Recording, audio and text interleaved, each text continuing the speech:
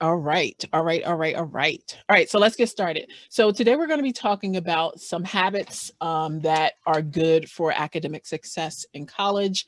Some of these may be new to you. Some of these may be reminders of things you have possibly learned in the past, but hopefully you will learn some new things. So just to give you an introduction to who I am, I'm looking over here because I have two screens and my slides are over here. So excuse me if that is distracting for you all. But my name is Phenix Fraser Badmus. I'm executive director of the Center for Academic Achievement, and the center provides a host of academic support services, tutoring, writing center, success coaching. So for those of you who heard about this through your success coach, I am their boss. So I've hired some great people. So hopefully they have been helpful for you throughout this first semester. And today we're going to be talking about some things that will be helpful for you as you move and get ready for the second semester of your first year in college. So what is going to happen is that these resources that I'm going or tips and techniques that I'm going to be sharing with you are going to be useful for you whether you are coming to campus this semester or whether you're going to be doing the online thing again this semester. So if you don't have your notebook ready, take out some notes. You will get a recording. I think everyone is going to get a recording of this, but it's always good to have some good notes. And there's going to be some interactivity with regard to the session. So keep the chat box open because I'm going to be asking you for some questions.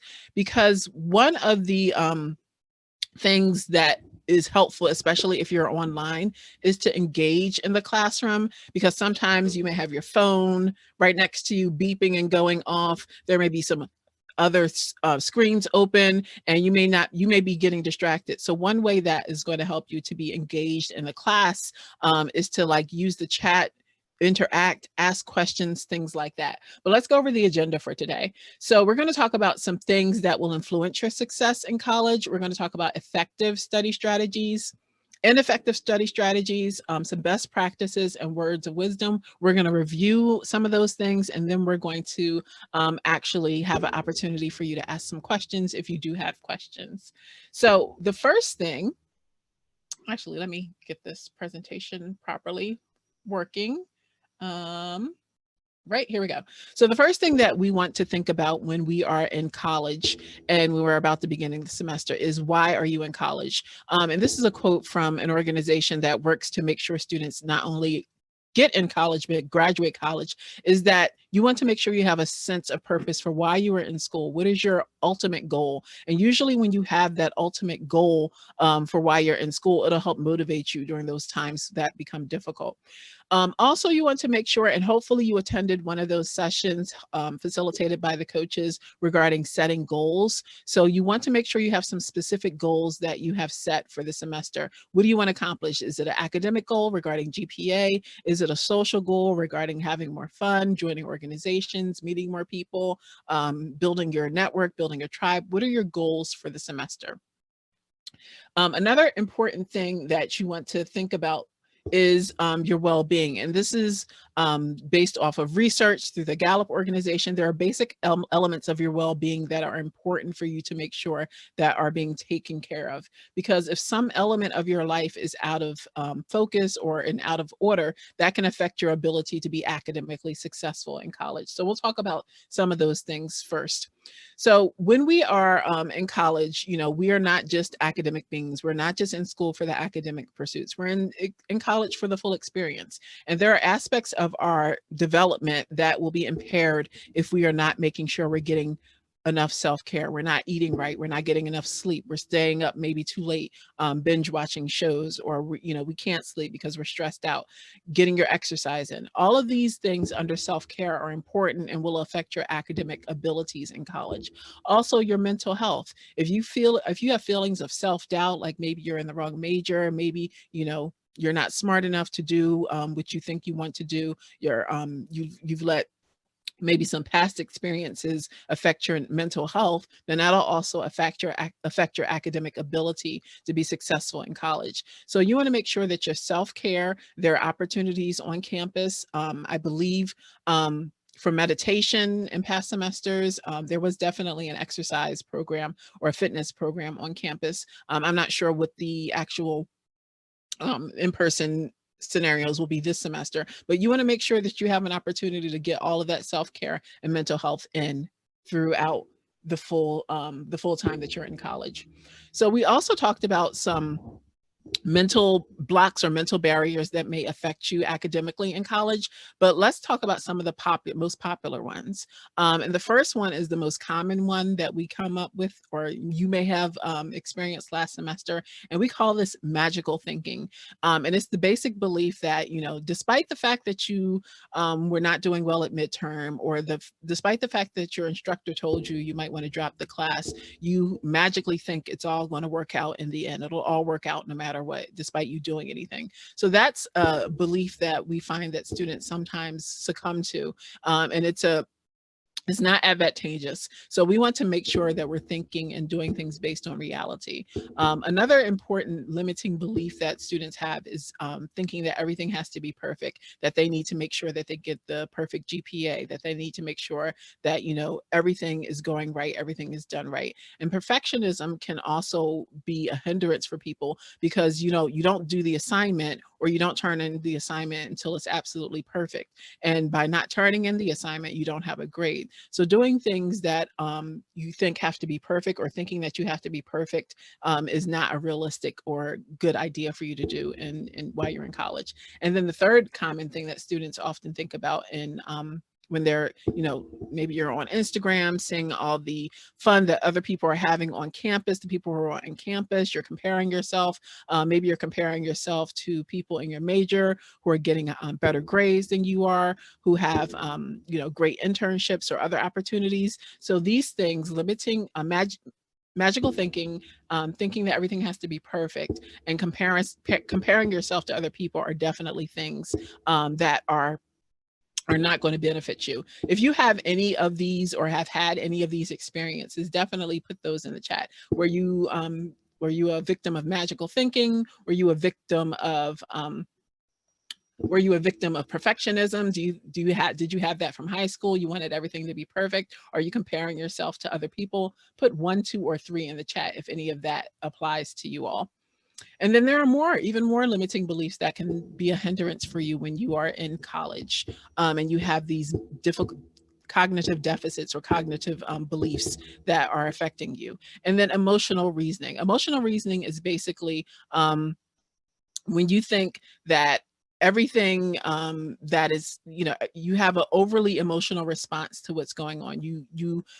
For example, if you are getting a bad grade in a class, you feel like, the professor doesn't like you. Or if, something happens, you go to an emotional response. So that is definitely, your emotions are definitely important for you to understand how you're feeling and your reactions to things. But having an overly emotional response, like your professor doesn't like you because they didn't respond to your email, or because they gave you a bad grade, that's a limiting belief that'll hurt you while you're in college. And then the last two are related: magnification or minimization. So, for example, we're talking about grades again. You get your first exam back, and it's an F.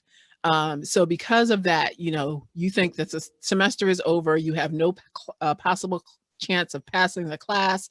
You're going to fail. You're in the wrong major. You can't do it. So that's overly dramatizing or catastrophizing the situation. Just because you get one bad grade on an exam, or one bad level of feedback from something, it's not necessarily the end of the world. And then the same thing, minimization. So if you at midterm, you have some grades that are not what you wanted, and similar to magical thinking, oh, it's not a big deal, it doesn't matter, that's not really important. So those are some examples of limiting beliefs and mindsets that you want to think about when you're in college that are not helpful for you, and what you want to do instead. So another important thing that you want to do when you're in college, especially when you're online, is building relationships. And when I say building relationships, I mean building relationships with the people who are in your class, your fellow students, and your professors. Because if if you're in class and your class was on Zoom like it was last semester, and I can't see any of you. No one has their camera on, and I don't really know who you are, what you look like, the type of person you are, the type of student you are. So because of that, it's harder for me to make a connection with you. However, as a professor, with your professors, one thing that you can do is, if you have questions, if you are lost, if you are having difficulties, building a relationship with that professor will help you in the long run. Also, building relationships with other students is also beneficial for you. Specifically, if you're in a major specific class, it's likely that you'll have other classes with the students in your class. And, perhaps they're really understanding a part of the assignment that you're struggling with. You can do your own study group with that person. So building relationships with both the faculty teaching your class, the people in your major, other students is important for your success in college, because no one gets through college on their own. We all get help and support from others. All right, so let's talk about something that you can also take action on now specifically. So when you registered for your courses last semester, you did not have your grades for the semester yet. You did not maybe have an idea of how you did this past semester. So one of the important things that we have is the add drop period. And one of the important decisions that you'll make during that first week of classes is which classes are you going to stay in, which classes are you not going to stay in. So when you look at your classes this semester, think about it right now. How are you feeling about it? Have you looked at the syllabi for the classes? Have you looked at the instructor? Have you asked other students about the instructor? Or have you done the what is that site, rateyourprofessor.com? What investigation have you done about the professor that's teaching the course? Have you looked at the syllabus? Have you looked at all the tests and exams and how you're going to be graded? Does the professor have experience teaching online? All of that. So all of these factors that you can take advantage of knowing in advance and changing your schedule if it doesn't seem like it's going to be an ideal situation for you this semester are important for you to consider. All right, I already talked about the syllabus. So, the professor usually goes over the class, in the first class, the syllabus, what's in the syllabus, the guidelines, the instruction, what the focus of. Have you gotten the textbook? Have you looked at the textbook? All of that information is important for you to look at and realize. And then if the class that you're in is not ideal, you want to use that first add drop period in order to decide whether you're going to stay in the class or not. And then this is a document that a form that we actually have in the center. I believe it may be available on our website, academicsupport.lasalle.edu, or you can just sketch it out on yourself. Managing your time is one of the most number one things that students said that they did not do well. This was even before the pandemic, and it's even worse or more difficult during the pandemic because you have things distracting you. You don't have necessarily motivation to do the work, and you don't necessarily, things pile up and it gets behind. So this form here, or this weekly schedule document here, is one of the things that we use when you are working with a peer academic coach or your actual academic coach to help students set up a specific schedule of what they're doing, when, and for how long each semester, each day of the week. So one of the things that will help with you not feeling motivated when it's time to do your work is you don't know what to work on at what point in time to work on. So if you want to have a actual appointment with an academic coach or a peer academic coach talking about figuring out what specifically your weekly schedule will look like and what it will entail, you want to do that because it'll help you. It'll help you prioritize. It'll help you achieve balance. When we have those self-care items in there, when are you going to sleep? When are you working if you're working off campus or on campus? When are you actually going to put in the time to study? When are you going to actually do the readings and assignments for your class? That's all important to have mapped out and laid out. You should have a consistent time that you're waking up in the morning, a consistent time that you're exercising if you have fitness goals and want to make sure your workout is in. It's also helpful. Exercise is also helpful for you with regard to managing stress and making sure that your cognitive processing ability is on point. All right, so as we're talking about cognitive processing and the brain, that's a picture of the brain there. I know it may be difficult to see.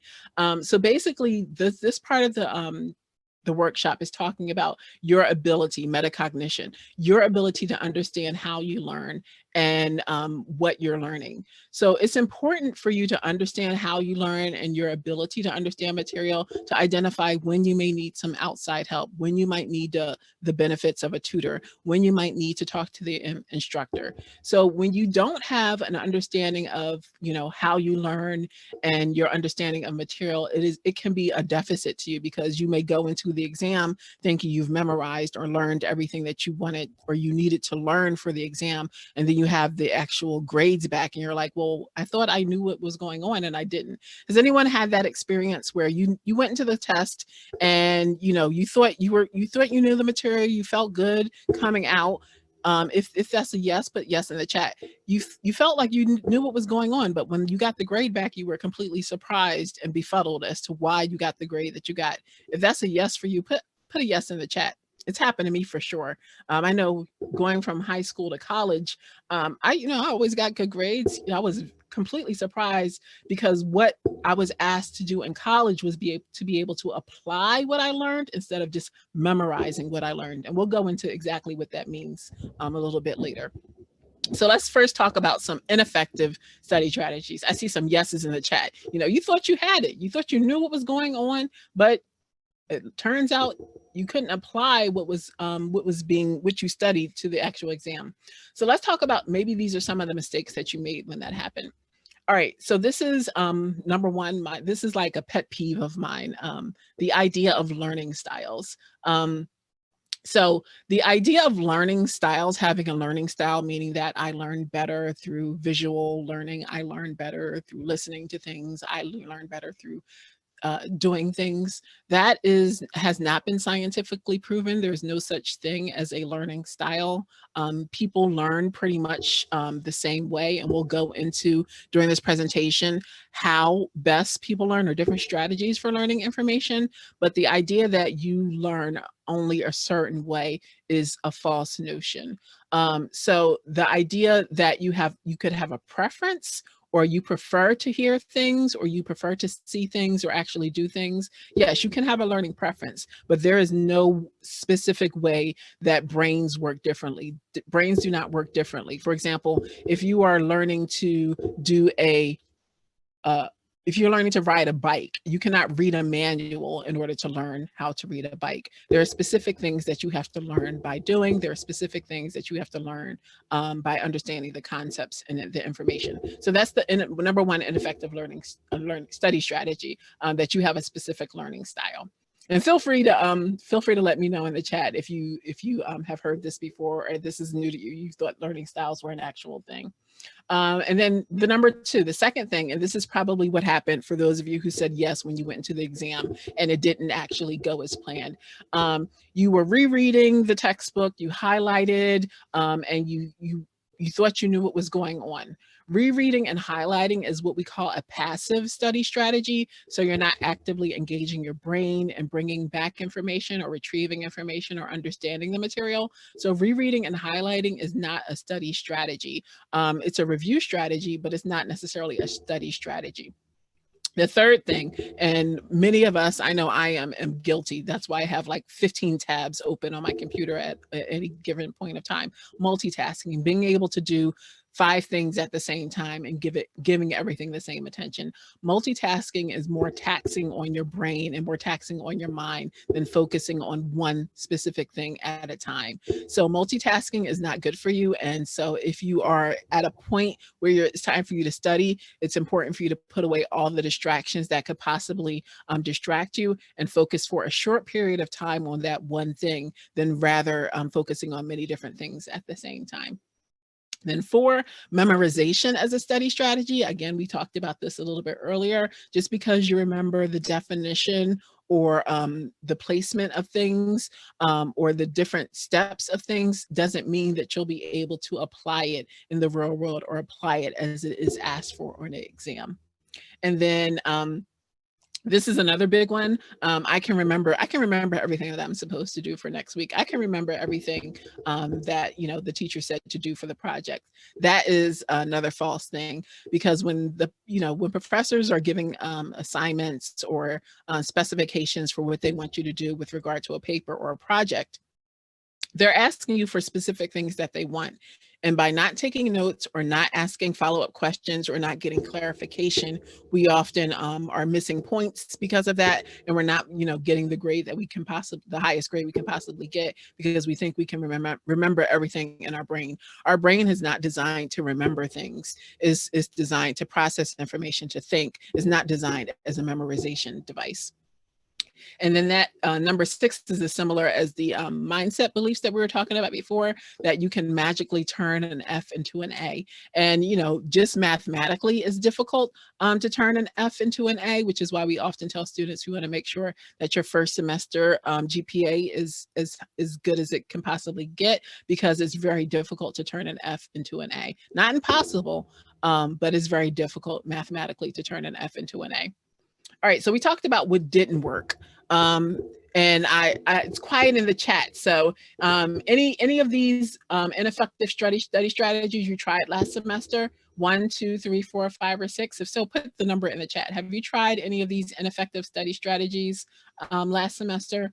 Let me know. I like to know which one is the most popular. Learning styles, highlighting, rereading, multitasking, memorization, not taking notes, and the belief that you can turn the F into an A.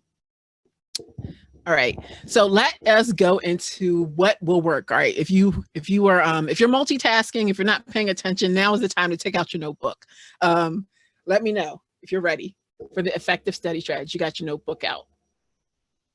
All right, so let's talk about what you need to do in actual to actually get a better GPA or have better results for next semester. All right, and these are research-based strategies that will help you in order to turn your brain into a machine that'll help you to be successful next semester. All right, so testing and retesting is a strategy. So you may have seen friends who have like note cards for, the anatomy and physiology terminology and things that they need in order to know in order to pass the exam.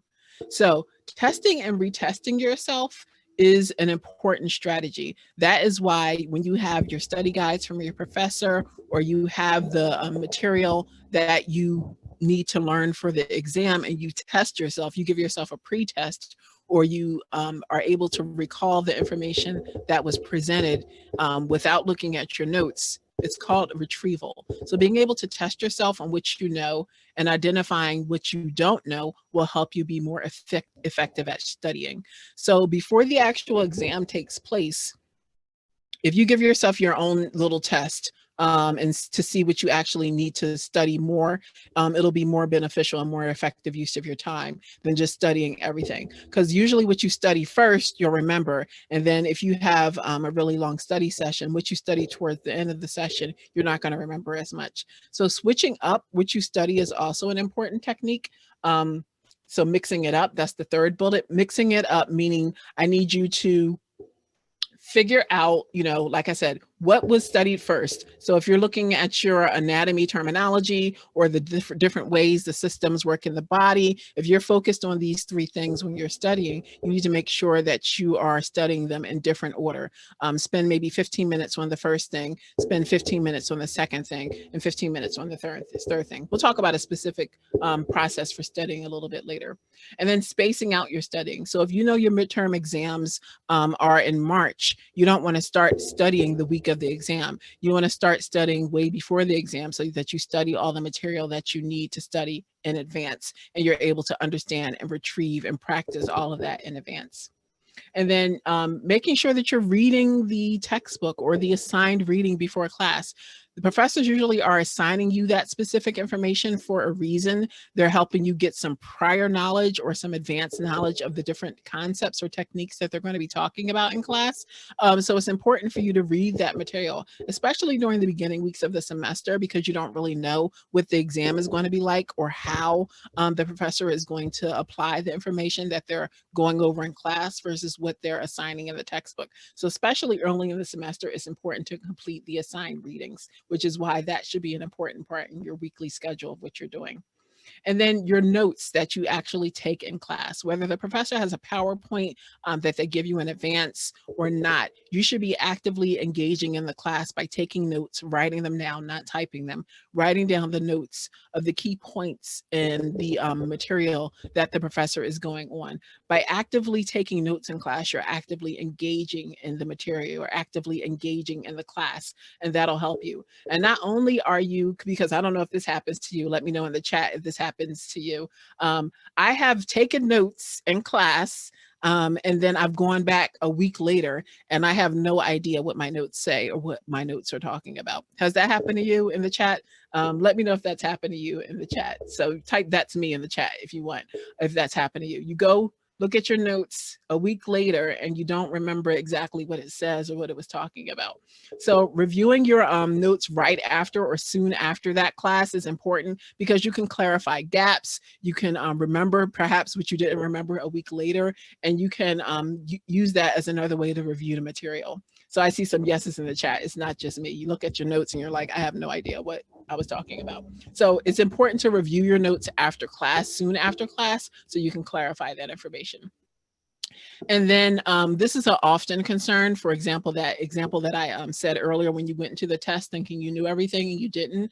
So you need to keep studying, even though you think you know the material. Keep going over those concepts, even though you think you know the material. And we're going to go over, like I said, I just mentioned some different techniques that you can do to make sure that you know the material, but you need to keep studying because the test or the material may be familiar to you because you've reviewed it recently, but after a period of time, a period of break, you may not find that you have the same remembrance or understanding of the material. All right, so let's go over some words of wisdom for how to study.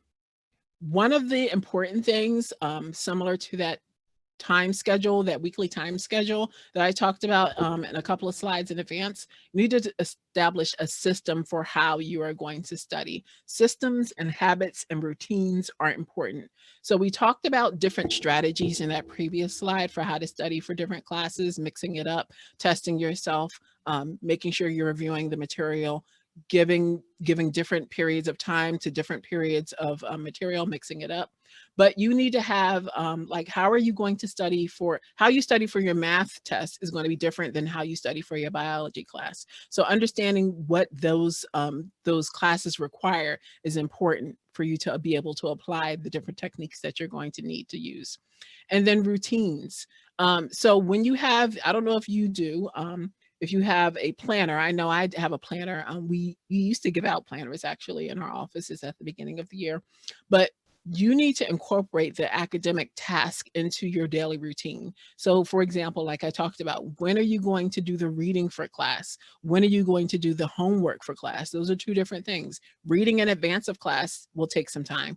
Doing the assigned work will take some time. And then if you have an exam coming up, studying for that exam will take some time. So making sure those times are in your schedule, an hour for this, how long does it take you to read 3 chapters? Space that out. Having those specific items on your to-do list for each day will help you immensely as you get through the semester, especially, if you're working from home or you're doing your school from home. We let things pile up because it's not something we really want to do, but it'll benefit us in the long run if you actually make sure, okay, 6 o'clock on Thursday, I need to be reading my biology chapter. you know, um, 2 o'clock on Wednesday, I need to review because I know we're getting ready to get ready for the midterm exams. So having specific items on your study space. And then the last thing is spaces. And for some of you, this is possible, and some of you, it may not be, if you're at home. But identify a specific space where you can focus without distractions and disruptions. Let the people in your household know this is the time that I need to focus on, taking time to read this chapter for my class, taking this time to work on this project. So identify a space where you are not going to be distracted if possible, or just, if you have if there's only one place in your house where that is possible, then, find that one place and make it your own, make it comfortable, make it cozy, make it a happy place for you. And then, I work for the Center for Academic Achievement, where we have a variety of support services for students. Tutoring, it's available online this semester. Writing support, if you have a paper for, regardless of the class that you're in, who you would like someone to help you get started with, who you would like someone to help you make sure that you're on track with regard to the assignment. We have people who can do that, professional tutors and peer tutors, to help you. We also have supplemental instruction for those historically difficult courses. So if you are in a class and you have an SI leader, supplemental instruction leader, in that class, that lets you know in the beginning that this is a historically difficult course, meaning that students who are in this course have high rates of D's, F's, and W's. That should put you on guard to let you know that maybe you need to step it up and create a plan for how you're going to pass this class. And one element of that plan is making sure that you're meeting with the SI leader on a consistent, regular basis. We find that students who meet or go to SI or go to tutoring on a consistent, regular basis have higher GPAs than those who do not. All right. So these are some did you knows or words of wisdom that you may have learned last semester, but sometimes you may have to teach yourself the material. It's possible that, the way the professor is going over the material, or the way the class is run, you're not getting it. You may have to use additional resources. You may have to use Khan Academy. You may have to Google it. Whatever you need to do in order to understand the material, you may need to do so. So in addition to the support services, in addition to talking to your professor, there are other ways that you may need to learn how to teach yourself. And not only will being able to teach yourself these different materials and concepts serve you in college, it's important, in the real world of life. I've often had to, as a person who's a professional at work, had to teach myself different technology platforms or different ways to do things, because it's an important skill, an important thing that people will expect you to be able to do as an adult in the real world. Another important tip that we in our office also do freshman advising, tell students, is that a W is better than an F, and a W is a withdrawal. So if you are, you've done all these strategies, and it's not usually likely, but you attended this workshop, but you didn't apply the strategies, and you find yourself at midterm or later in the semester with a grade that you didn't like again, it's better to withdraw from a course and repeat it rather than to have an F on your transcript. Because if you have a scholarship, or if you have, you're in danger or academic warning or academic probation, you don't want your GPA to suffer. It's better for you to withdraw from a class than to take an F in the class. And then another point, you can take classes at other institutions and transfer the credit. That's definitely something you want to talk to your advisor about. If there's a class that you have to take or you want to take at another institution, it's definitely a possibility for you to do that and transfer the credits. And then another important thing that you may have experienced last semester is that your professors may not have a lot of opportunities for you to get feedback on how you're doing in the class, which is why it's always a good idea for you to build relationships and talk to the professors. You may not have your first grade. You may not really know how you're doing in the class until midterm. And that's really, the middle of the semester. So it's important for you to start off the semester with these techniques and strategies that I've talked about in advance, so that when it's time for you to get your first level of feedback, it'll be positive feedback. It'll be a grade that you want. So now, again, attention, pencils out. If you were distracted or were not paying attention, I'm bringing you back. This is a system that we talked about for how you study as a college student. So the first thing you want to do, take a screenshot or write this down in your notebook. You need to set a goal for your studying. So let's do history, for example. You need to set a goal for what you want to study for the session that you're going to have. So what are you going to focus on for this study session? Is it a specific understanding of the factors that led to the war? Is it an understanding of the repercussions of, one nation not following this treaty? What is your goal for this study session? That's the first thing you need to do. Do you need to understand a concept? Do you need to understand a system? Do you need to understand a theory? That's the goal for the session. And then you're going to focus on whatever that is. You're going to read the material. You're going to practice applying it, writing out an essay, writing out a response. If there are practice questions at the end of it, you're going to study with focus for 30 to 50 minutes. I say 30 minutes because of, the attention span and your level of interest in the material. And then you're going to give yourself a reward. So is it watching, a YouTube video for 5 minutes? Is it getting yourself a healthy snack? What is going to be your reward? Everybody's reward is going to be different and interesting. In the chat, let me know something that would be a nice reward for you after 30 to 50 minutes of studying. What would make you happy and make you motivated to do it? Let me know. I would say I would have some fruit snacks as a reward for me. It shouldn't be food because, but that's my reward. All right. So in the chat, I'd like to know, what is your reward for 30 minutes of study? Let me know. Think about it and let me know. And so after your reward of 10 minutes, it's like a little break, get some rejuvenation. You're going to review the material that you just studied. So that's, again, a practice. So you're going to set the goal. You're going to study for a specific period of time. You're going to give yourself a reward. I'm still waiting to see some more rewards in the chat. I like that nap. I was a nap queen in college. A nap is, you always leave refreshed. And here's another bonus tip, and it's based on science too. It's from this book called When, The Science of Perfect Timing by Daniel Pink. He does something called a nappuccino. And what a nappuccino is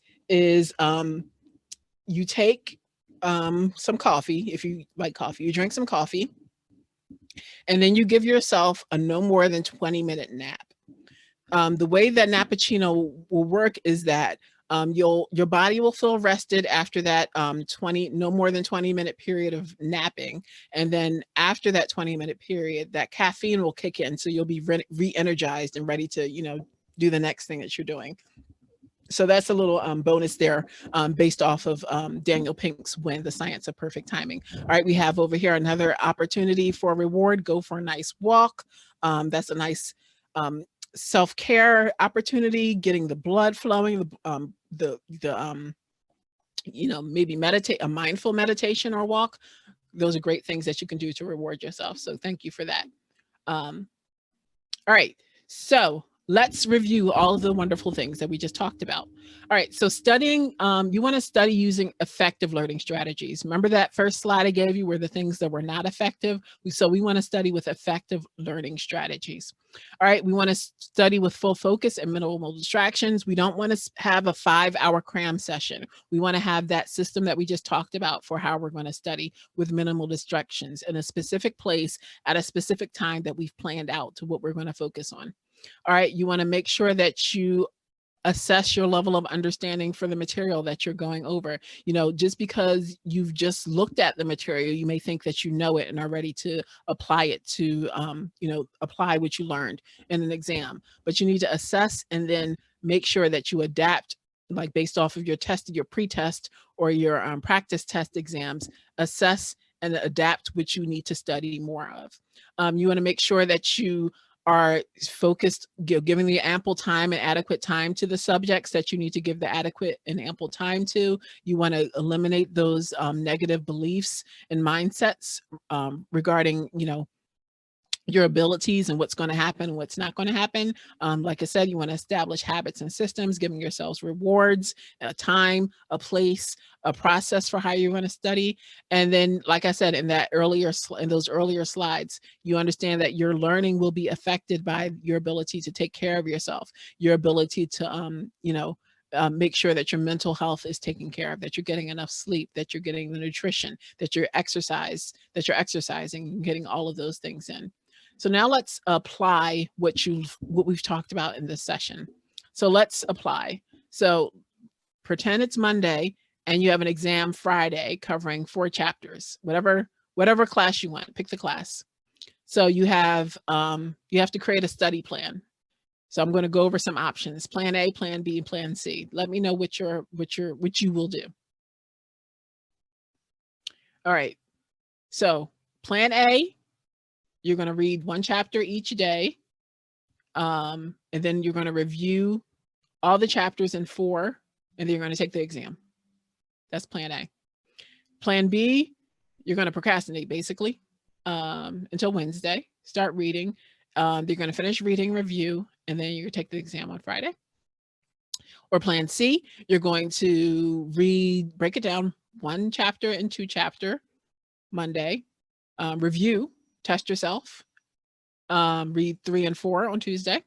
Wednesday, test yourself on chapters 3 and 4, review 1 and 2 based on your self-test. Thursday, you're going to review 3 and 4 based on your self-test, review and self-test all chapters, and then Friday, take the exam. Which one are you going to do? Plan A, plan B, or plan C? Just type A, B, or C in the chat. It's obvious what the best is based off of this presentation, but what are you going to do? Yes, all of you know that C is the best strategy based off of what we've covered today. So for this workshop, you have an A. Good job. Now the real test is for the next semester. What are you really going to do? And in order for you to have that you know what to do now. In order for you to do that, make that plan a reality, you have to create a plan for yourself. So if you don't have a planner, I suggest you get one. At minimum, make an appointment with the academic coach, your specific academic coach, or the peer academic coaches in the center, and create a schedule for when you're going to study, when you're going to read, when you're going to exercise, when you're going to go to class. Create a specific schedule, which will make it easier. And it's important for you to start off at the beginning of the year with that schedule. It takes 66 days for a habit to form. So the sooner you get started, the sooner you will be successful with regard to creating these new habits and employing these new systems here at the university. There is a course this semester, if you are looking at your schedule and are looking for new classes to take, called a seminar in college success. This is the information here. I am the instructor for the course. If you're interested in registering for that, that is the information there. I just wanted to share that information. It talks about being successful academically and career and in your major in college. So that is a course that is an alternative for you for learning more about how to be successful in college. Are there any questions? Probably not. Who thinks they're going to be able to apply at least one thing that they learned here in this session? If so, type a yes in the chat. If there are questions, type those in the chat. And if you are done, I appreciate you taking some time out to invest in your learning and your success. Definitely see us in the center. We will be on campus this semester. So definitely thank you for your time.